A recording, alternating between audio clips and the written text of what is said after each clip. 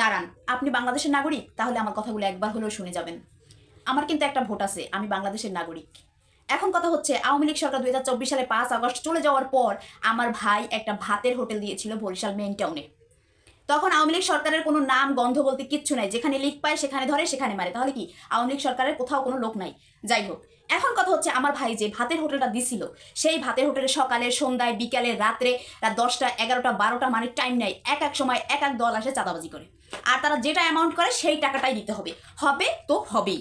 তো এরকম করে করে করে করে করে এখন চলতেছে 2026 সালের জানুয়ারি মাসের 29 তারিখ। তো আমার ভাইয়ের এই হোটেলটা এই পর্যন্ত চলছিল, আজকে 15 দিন যাবৎ এই হোটেলটা একদম বন্ধ। কিভাবে চালাইবে? চাঁদাবাজকে চাঁদা দিতে দিতে দিতে দিতে মানে চালান সহ সব দিয়ে দিছে। 3.5 লক্ষ টাকা ইনভেস্টমেন্ট করছে, আর সেখানে এখন সে শূন্য, একদম সর্বহারা হয়ে গেছে। তাহলে চাঁদাবাজগুলো কারা? কোন দলের চাঁদাবাজ? আমি জানতে চাই এই চাঁদাবাজগুলো কোন দলের? আমরা খেটে খাওয়া মানুষ, অনেক কষ্ট করে কিছু টাকা জমিয়ে ছোটখাটো একটা ব্যবসা করে অন্তত ভাত খেয়ে বাঁচতে চাই। সেই ভাত খাওয়ার সুরক্ষাটাও যদি বাংলাদেশে আমাদের না থাকে, চাঁদাবাজার সকালে বিকালে রাতে সন্ধ্যায় এসে টাকা নিয়ে যায়, তাহলে আমরা কিভাবে বাঁচবো? আমরা সাধারণ জনতা কিভাবে বাঁচবো? আজকে যে আমার ভাই সর্বহারা হয়ে গেছে, এই ক্ষতিপূরণ কে দিবে? এই যে দলগুলো আইসা আমাদের কাছে ভোট চায়, আবার আমাদেরকে নাকি অনেক কিছু দিবে ভোটের পরে, ফ্যামিলি কার্ড সহ অনেক কিছু দিবে।